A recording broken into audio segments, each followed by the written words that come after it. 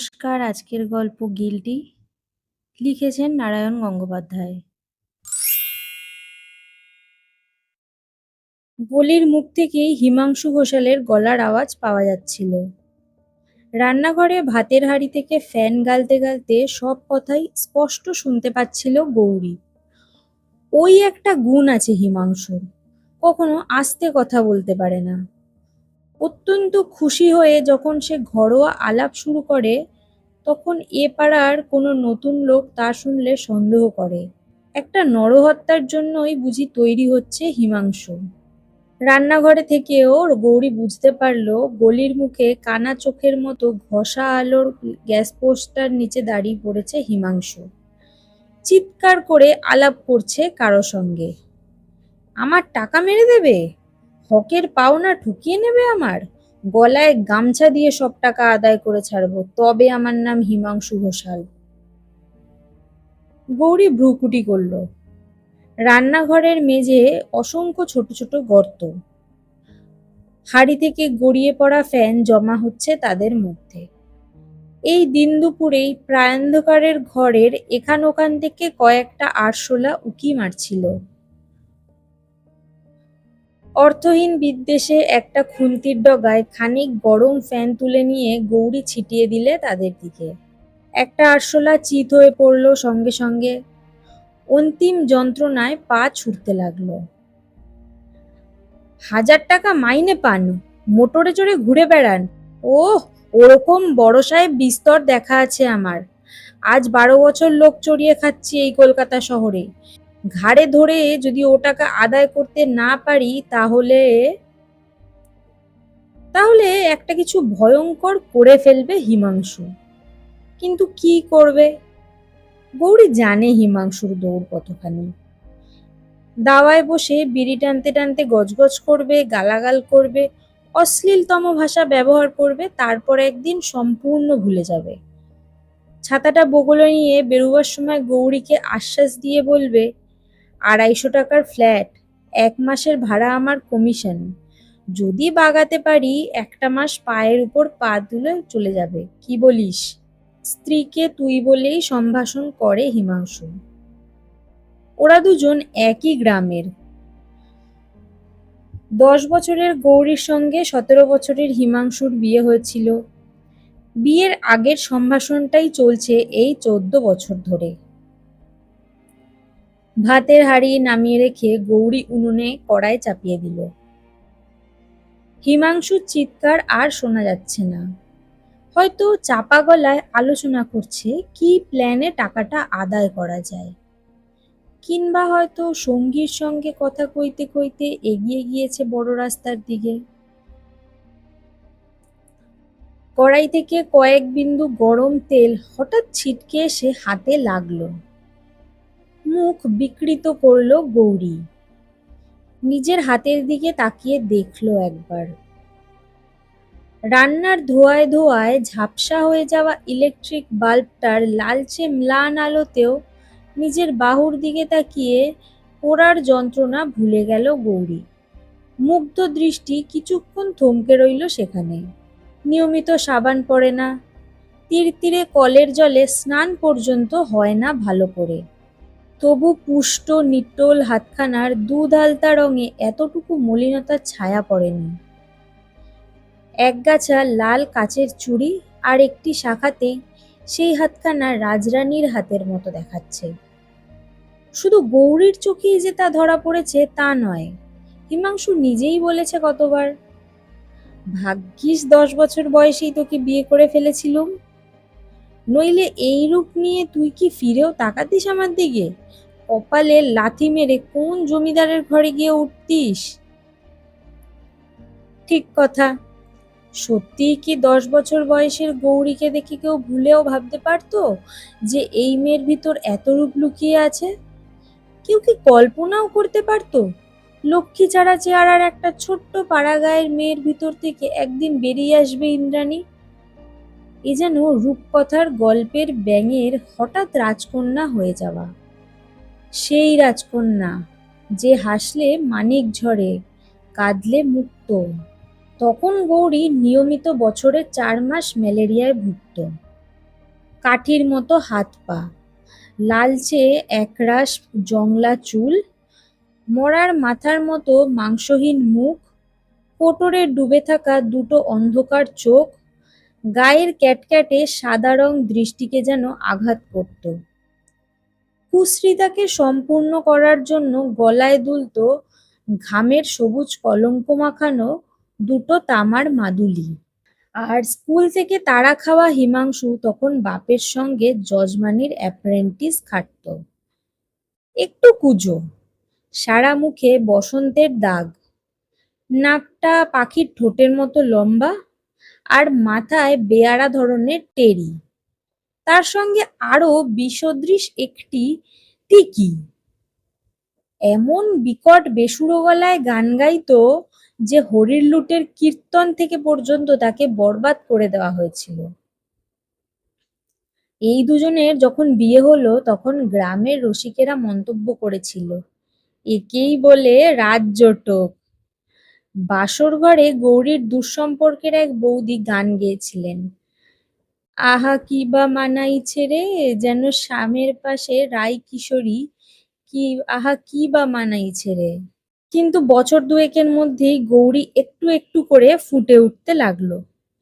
তখন দু একজনের মনে হলো মেয়েটা একেবারে ধূমাবতী নয়, একটু ছিঁড়িছাদও আছে ওর ভিতর। আর এর মধ্যে একদিন বাপের সঙ্গে ঝগড়া করলো হিমাংশু। মাথার টিকিটাকে গোড়া থেকে ক্যাচ করে কেটে দিয়ে পৈতৃক উত্তরাধিকারের মূলোচ্ছেদ করলো। তারপর স্ত্রীকে নিয়ে রওনা হলো কলকাতায়। দূরসম্পর্কের এক আত্মীয়ের বাড়িতে সমস্ত বিরক্তি আর বিতৃষ্ণার মধ্যেও জোর করে পুরো ৮ মাস কাটিয়ে দিল। তারপর আত্মীয়টির দৃষ্টান্তে ব্যবসায় নেমে পড়ল। ব্যবসা আর কিছু না, বিনা মূলধনে যা করা যায় তাই, দালালি, বাড়ি জমির দালালি। খাটতে হয় বই কি, সকালেই বেরুতে হয় ছাতাটাকে বগল দাবা করে। তারপর মেটিয়া বুরুজ থেকে বরানগর, বালি থেকে ব্যারাকপুর, কোথায় বাড়ি বিক্রি হচ্ছে, কোথায় ৩ কাঠা দক্ষিণমুখো জমি সস্তায় পাওয়া যাবে, কোথায় ৩খানা নতুন ফ্ল্যাট তৈরি হচ্ছে, সব কিছু খবর রাখতে হয় হিমাংশুকে।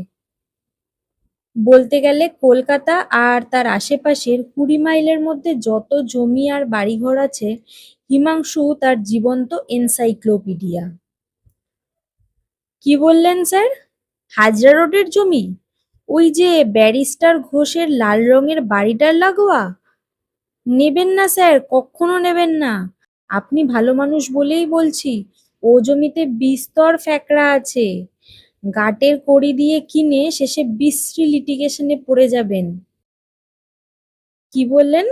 সার্চ করাবেন? অনর্থক আবার অ্যাটর্নিকে এককারি পয়সা দেবেন তো? আমি বলছি শুনুন, ১৯৩৫ সালে জেঠামল, ভোজমল, মারোয়ারি কিংবা, জানি জানি স্যার, ছাতু চক্রবর্তী লেনের ফ্ল্যাট দুটোর কথা বলছেন তো? ওর আদত মালিক হচ্ছে হরেরাম গায়েন, ক্যানিংয়ে মাছের আড়ত আছে। বাড়ির চার্জে আছে ওদের ম্যানেজার কৃষ্টপদ সাউ। সে স্যার সাংঘাতিক লোক, একটি রাঘব বোয়াল। তাকে বাগানো আপনার কাজ নয়, দেখাই করবে না হয়তো। তবে আমাকে ভার দিন, দেখবেন সব ম্যানেজ করে দেবো। একটা সিগারেট এগিয়ে দিয়ে বলবো, কৃষ্টদা ও বাড়ি আমার চাই, ব্যাস, আর বলতে হবে না। আপনাদের আশীর্বাদে এই হিমাংশু ঘোষালের সকলের এই আশীর্বাদ কুড়িয়ে বেড়ানো সহজ কাজ নয়। পার্টির বাড়িতে বাড়িতে ঘোরা আছে, অ্যাটর্নি আর উকিলের অফিসে দৌড়াদৌড়ি আছে। যে পার্টির মন দ্বিধা সন্দেহে দুলছে, ২ ঘন্টার বক্তৃতা দিয়ে তার মন ভেজানোর দায়িত্ব আছে।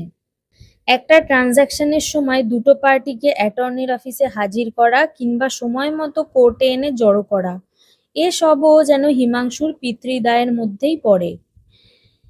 এমনকি ঠিকমতো কোর্ট ফি কেনা হয়েছে কিনা অথবা কেউ ভুল জায়গায় সই করে ফেললো কিনা সেদিকেও তার লক্ষ্য রাখতে হয়। কাজ তাতেও ফুরায় না। তারপর সর্বশেষে আছে কমিশনের টাকা আদায় করা। কেউ কেউ পুরোটা সঙ্গে সঙ্গে দিয়ে দেয়, কেউ ৬ মাস ঘোরায়, কেউ কেউ একেবারেই ফাঁকি দেবার মতলব করে।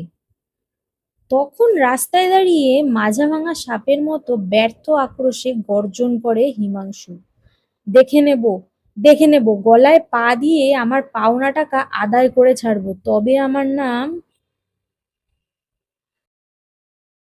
পাওনা টাকা অনেকের কাছ থেকেই আদায় হয়নি, কিন্তু সেজন্য নিজের নাম বদল করতে পারেনি হিমাংশু ঘোষাল।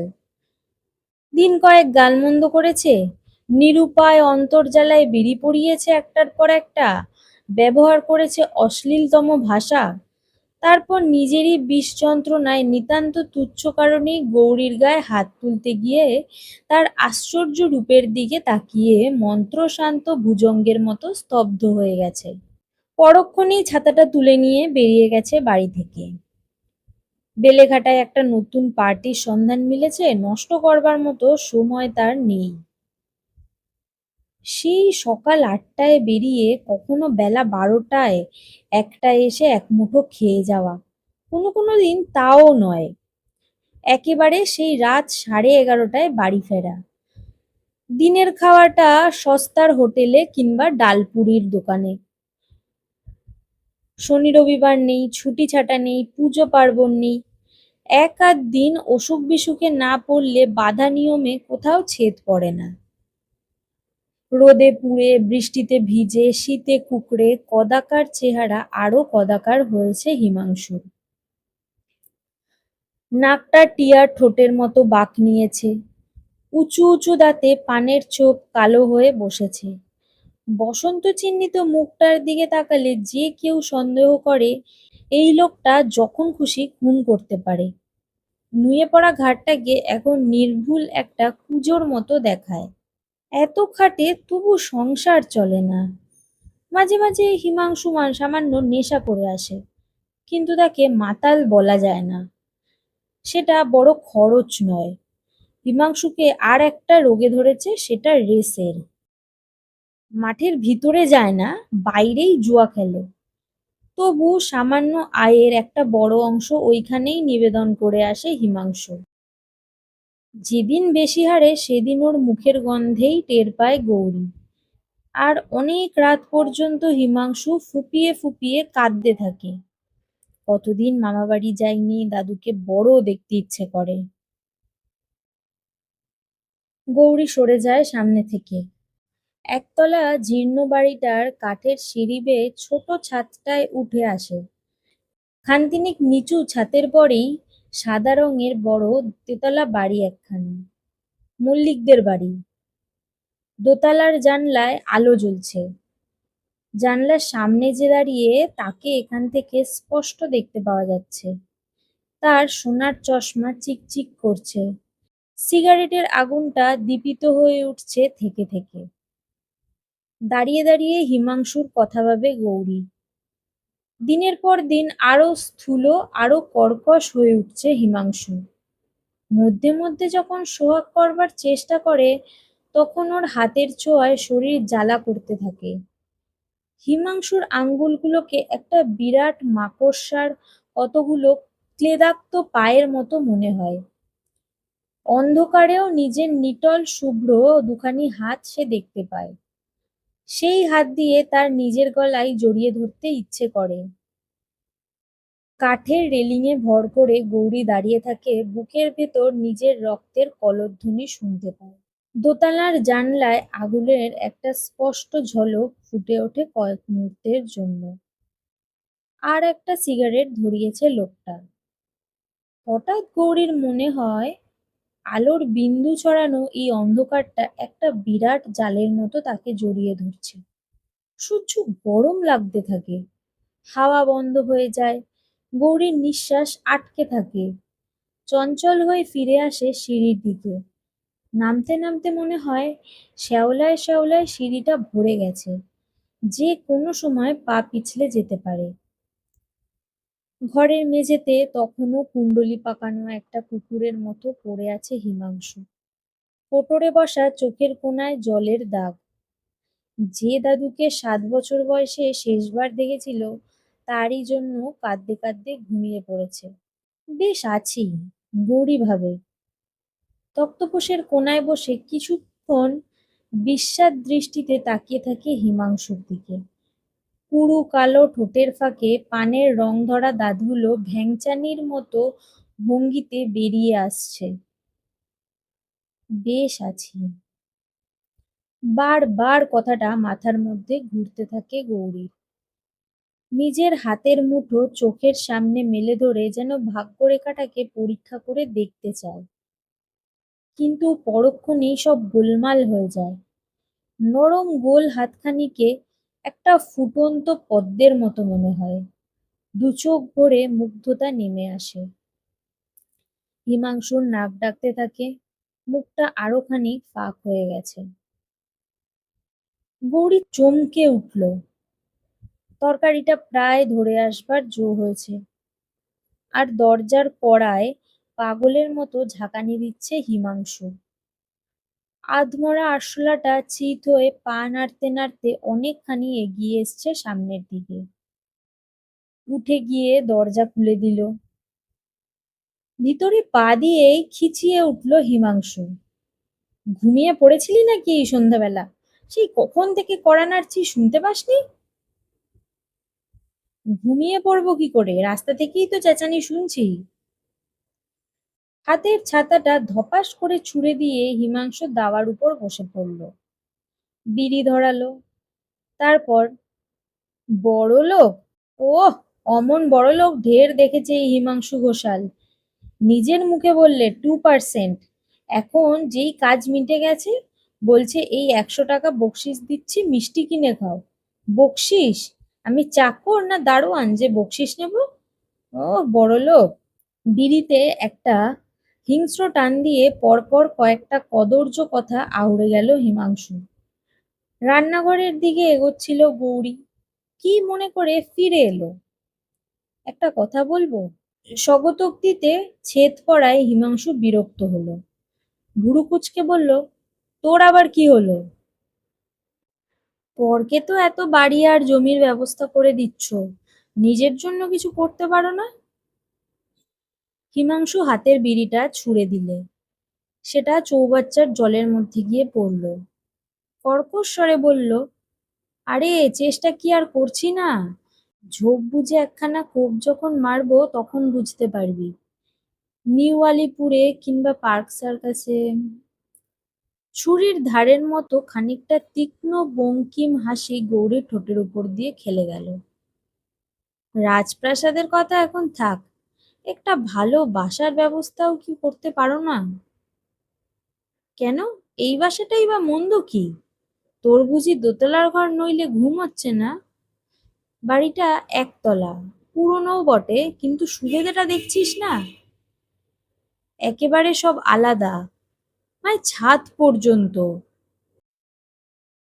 কোথাও কোনো ঝক্কি ঝামেলা নেই, অন্য ভাড়াটের সঙ্গে জল চানের ঘর নিয়ে ঝগড়া নেই। এসব বুঝি তোর পছন্দ নয়?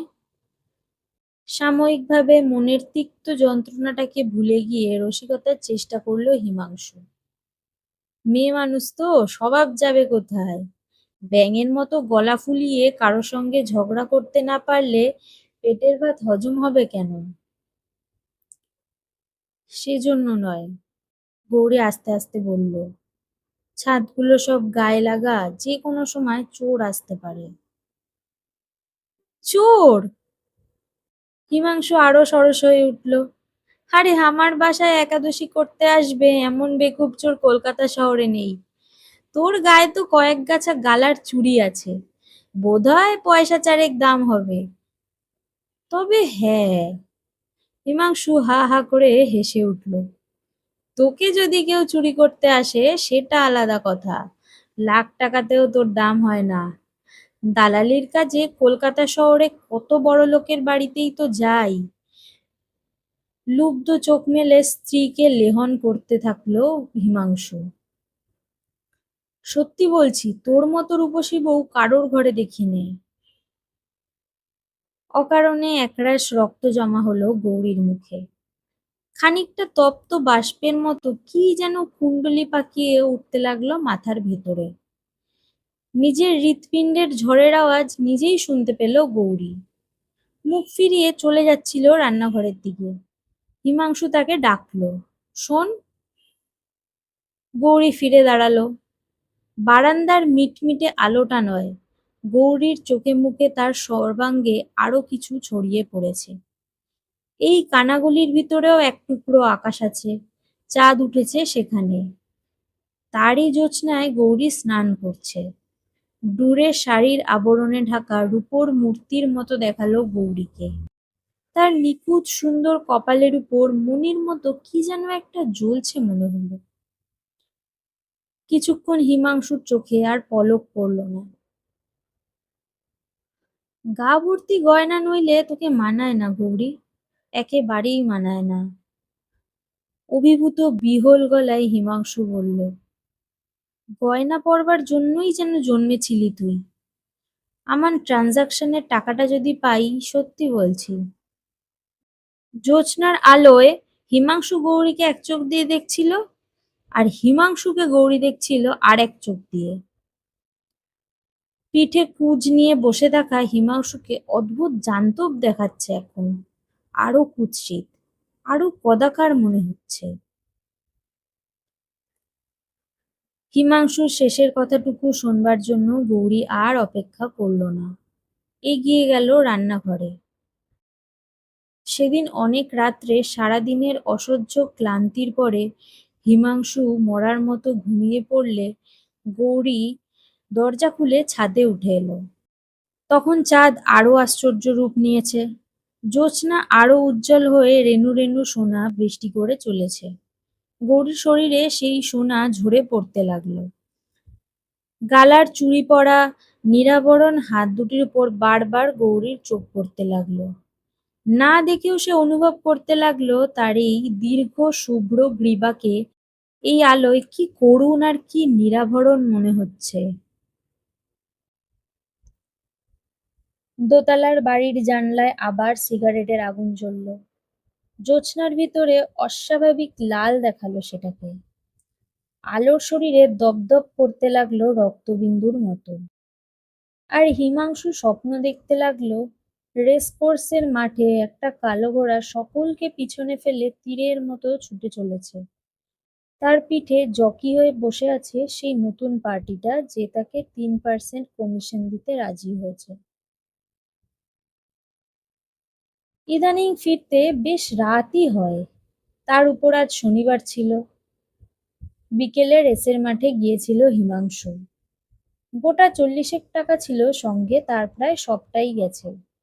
বিস্বাদ বিরক্ত মনটাকে সামান্য একটু রাঙা করে অল্প টলতে টলতে হিমাংশু যখন বাড়ি ফিরল, রাত তখন 1টার কাছাকাছি। গৌরী জেগেই ছিল।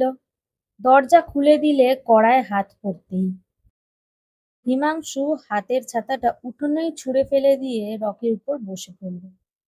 দুত্তুর, দিনটাই খারাপ। রাস্তায় বেরিয়ে যে কার মুখ দেখেছিলুম প্রথমে। গৌরী বললে, ওঠো, হাত মুখ ধুয়ে খেয়ে নাও। খেতে ইচ্ছে করছে না। একরাশ তেলে ভাজা এখনো যেন আটকে আছে গলায়। হিমাংশু হেঁচকি তুলল একটা। তাছাড়া সমস্ত মন মেজাজি খিচড়ে রয়েছে। কি যে বাজে টিপস দিলে, টাকাগুলো একেবারে বরবাদ হয়ে গেল। সব জোচ্চোর, বুঝলি, সব জোচ্চোর। দুনিয়ায় ভালো লোকের আর জায়গা নেই। নেশা জড়ানো চোখ তুলে সমর্থনের আশায় গৌরীর দিকে তাকালো হিমাংশু। আর দেখতে পেল এতক্ষণ পরে শুক্লপক্ষ ঘুরে এসেছে আবার। সেদিনের মতো চাঁদ উঁকি দিয়েছে এই জীর্ণ বিবর্ণ বাড়ির কয়েক ইঞ্চি আকাশে। ত্রয়োদশীর চাঁদ।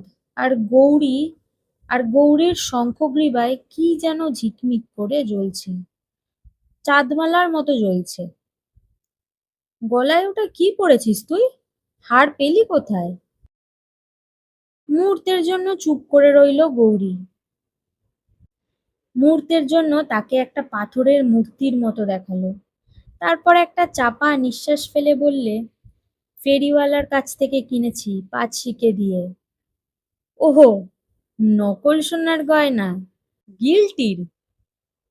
হিমাংশু উঠে দাঁড়ালো। দেখি। গৌরী স্তব্ধ হয়ে অপেক্ষা করতে লাগলো। হিমাংশুর কদাকার হাতের আঙ্গুলগুলো তার গলা স্পর্শ করে উঠল। ভয়ে শিউরে উঠল গৌরী। একবারের জন্য যেন মনে হলো ওই আঙুলগুলি এক্ষুনি তার গলায় নরম মাংসের উপর সাঁড়াশির মতো চেপে বসবে। চোখের পাতা দুটো তার বন্ধ হয়ে এলো। হিমাংশু বললে, বেড়ে মানিয়েছে হাড়ছড়া, দূর থেকে বোঝাই যায় না, তবে হাত দিয়ে দেখলে টের পাওয়া যায় কি। খাঁটি সোনা এতটা লালচে হয় না, আর একটু সাদাটে হয়।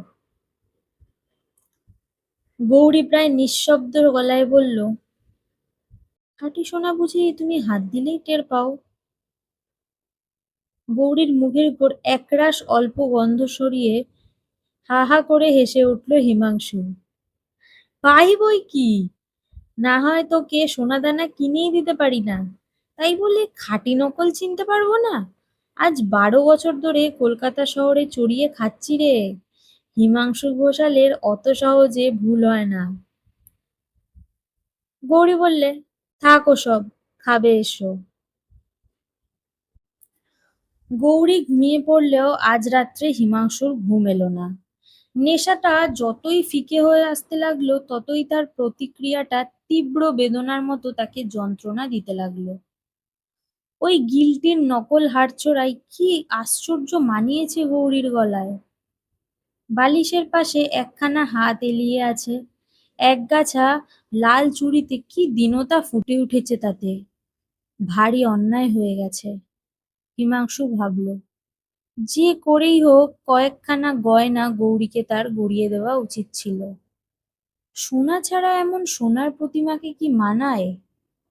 চমৎকার দেখাচ্ছে হাড়ছোড়া, চমৎকার দেখাচ্ছে হাড়ছড়া।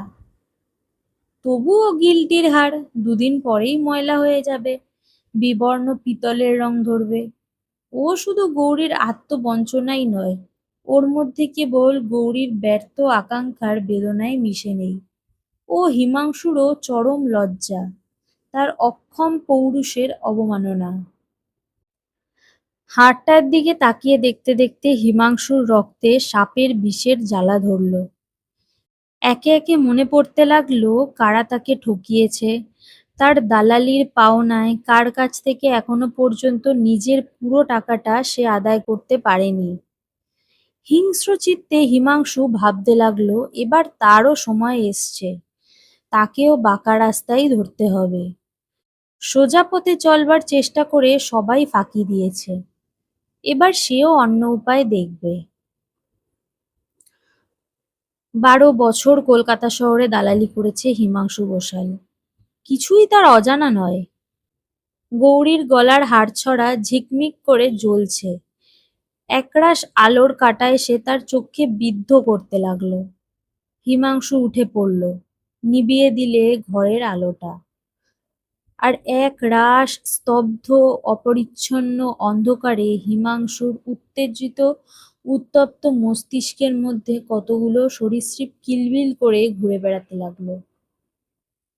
ওই গিলটির হাড়টা যেন এক মুহূর্তে তার মনের ভেতরে একটা সাপের ঝাঁপির ঢাকনা খুলে দিয়েছে। কিন্তু সাপের ঝাঁপির ঢাকনা খুললে কি হয়? সবাই ওস্তাদ সাপুড়ে তো নয়, অন্তত হিমাংশু ঘোষাল তো নয়ই। সাপ খেলাতে গিয়ে প্রথম চোটে তার নিজের হাতেই ছোবল লাগলো। টাকা পেয়েছিল বই কি হিমাংশু, 100 টাকা। কিন্তু 100 টাকাতেই কি আর একছড়া হাড় হয়? আর হলেও সরু সুতোর মতো হাড়ে গৌরীকে কি মানাতে পারে? হাতেও কিছু চাই, অন্তত 4 গাছা চুড়ি। তার উপরে দিনটা শনিবার ছিল। অভ্যাসের সঙ্গে সঙ্গে দুর্জয় দুরাশা হিমাংশুকে আকর্ষণ করতে লাগলো। জাদুকরের হাতের ছোঁয়ায় যেখানে 100 টাকা কয়েক মিনিটে 300 টাকায় পরিণত হয়ে যায়, হিমাংশু সেই ঐন্দ্রজালিকা জগতের দিকে পা বাড়ালো। কিন্তু 100 টাকা 300 টাকা হলো না। বন মানুষের হাড়ের উল্টো ভেলকিতে পকেটে 7 আনা পয়সা নিয়ে রাত 12টায় গলিতে পা দিলে। ওরা ওৎ পেতেই ছিল। 3 জন লোক, তাদের 2 জন গুন্ডা গোছের। বাঘের মতো ঝাঁপিয়ে পড়ল হিমাংশুর উপর। নিঃশ্বাস একেবারে আটকে না দিয়ে যতখানি গলা টিপে ধরা যায় সেই নিপুণ কৌশলে হিমাংশুকে তারা আয়ত্ত করল। তারপর আত্মীয়তার সম্ভাষণ জানিয়ে বলল, 420 আর জায়গা পাসনি, টাকা বের কর। চোখের তারা কপালে তুলে হিমাংশু গো গো করতে লাগলো। ওই অবস্থাতেই হিমাংশুর গালে আর একটা প্রচন্ড চড় বসিয়ে দিল। জাল মালিক সাজিয়ে ভুয়ো ফ্ল্যাটের টাকা আগাম নেবে? আমার টাকা হজম করা এত সহজ? যে গলা টিপে ধরেছিল সে বার দুয়েক ঝাঁকুনি দিলে হিমাংশুকে, যেমন করে বেড়াল মুখের ইঁদুরকে ঝাঁকুনি দেয়। টাকা বার কর বলছি, খুন করে ফেলবো নইলে। তৃতীয় জন এতক্ষণে পকেট হাতড়ে যা কিছু ছিল বার করে ফেলেছে। খুচরো পয়সা কটা, ময়লা রুমাল, পুরনো নোটবই আর ক্লিপ লাগানো পেন্সিলটা ছুঁড়ে ফেলে দিল মাটিতে। হিমাংশুর কুজের উপর কিল বসিয়ে তিক্ত ক্রোধে সে গর্জন করে উঠল, কিচ্ছু নেই, সব গিলে খেয়েছে, গলা টিপে বার করবো। আর একবার ঝাঁকুনি পড়ল। হিমাংশু সমানে গো গো করতে লাগলো। তার আগেই বেরিয়ে এসেছিল গৌরী, এসে দাঁড়িয়েছিল দরজার সামনে। গলা থেকে এক টানে হাড়ছড়া খুলে নিয়ে এগিয়ে এলো এবার। আমার স্বামী কত টাকা ঠকিয়েছেন আপনাদের? লোক তিনটে চমকে উঠল, ফিরে তাকালো একসঙ্গে। গ্যাসের মরা আলোয় এই মাঝরাতের নির্জন গলিতে এমন আশ্চর্য একটি রূপসী মেয়ের আবির্ভাব অবিশ্বাস্য স্বপ্নের মতো মনে হলো তাদের। যে গলা চেপে ধরেছিল তার হাতের মুঠো আলগা হয়ে এলো। ধূপ করে গলির স্যাঁতস্যাঁতে কালো মাটির উপর বসে পড়ল হিমাংশু। তিন জোড়া চোখ মন্ত্রমুগ্ধের মতো চেয়ে রইল গৌরীর দিকে। কত টাকা নিয়েছিলেন উনি? যে চড় বসিয়েছিল সে একটা ঢোক গুলে বলল, 100 টাকা। হাড়শুদ্ধ হাতখানা তার দিকে বাড়িয়ে ধরে গৌরী বললে, এটা নিয়ে ওকে ছেড়ে দিন, এর দাম 100 টাকার বেশিই হবে। গৌরীর দিকে চোখ রেখেই হাড়ছড়া নিলে লোকটা। তারপর আচ্ছন্নের মতোই তিনজন নিঃশব্দে গলি পার হয়ে রাস্তার দিকে এগিয়ে গেল। একটা কথাও বলতে পারল না। হয়তো তখনও সমস্ত জিনিসটা ওরা বিশ্বাস করতে পারছিল না। এমন অপূর্ব, এমন অবিশ্বাস্য স্বপ্নের জালটাকে ছিঁড়তে চাইছিল না কথার আঘাত দিয়ে। হিমাংশুকে মাটি থেকে টেনে তুলল গৌরী, একরকম বয়েই নিয়ে গেল বাড়ির মধ্যে। হিমাংশুর গোঙানি থেমে গেছে তখন, চাপা গলায় কাঁদতে শুরু করেছে। হিমাংশুকে জোর করে বিছানায় শুইয়ে গৌরী তার মাথাটা টেনে নিলে কোলের মধ্যে। ভয় নেই তোমার, ওরা চলে গেছে। হিমাংশু অবরুদ্ধ গলায় বললে, আমার জন্য তো তোর সব গেল গৌরী, গিলটির হাড়ছড়াও গেল। কিন্তু ওরা তো অত কাঁচা নয়, একটু পরেই টের পাবে, তখন তো ফিরে আসবে আবার। দাঁতে দাঁত চেপে গৌরী আবার বলল, আসে তো দেখা যাবে, তোমার ভয় নেই, আমি আছি। হিমাংশু ছেলেমানুষের মতো ফুঁপিয়ে ফুঁপিয়ে কাঁদতে লাগলো। পিঠের কুচটা ওঠাপড়া করতে লাগলো ঢেউয়ের মতো। তুই আমাকে এত ভালোবাসিস গৌরী? আমি তোকে কিছুই দিতে পারলুম না, কিছুই না। গৌরীর দাঁতের চাপ ঠোঁটে এসে পড়ল। রক্ত গড়িয়ে পড়তে চাইল ঠোঁট দিয়ে। হাড়টা গিল্টির নয়, কিন্তু যে ভালোবাসার ভিতরে নিজেকে অসহায় শিশুর মতো ছেড়ে দিয়ে হিমাংশু এমন করে কাঁদছে, তার গিল্টি করা নিষ্ঠুরতার কথা ভেবে গৌরীর চোখের সামনে সব ঝাপসা হয়ে এলো। নমস্কার। গল্পটা যদি ভালো লেগে থাকে তাহলে লাইক, শেয়ার, কমেন্ট করবেন আর আমার চ্যানেলটিকে সাবস্ক্রাইব করে দেবেন।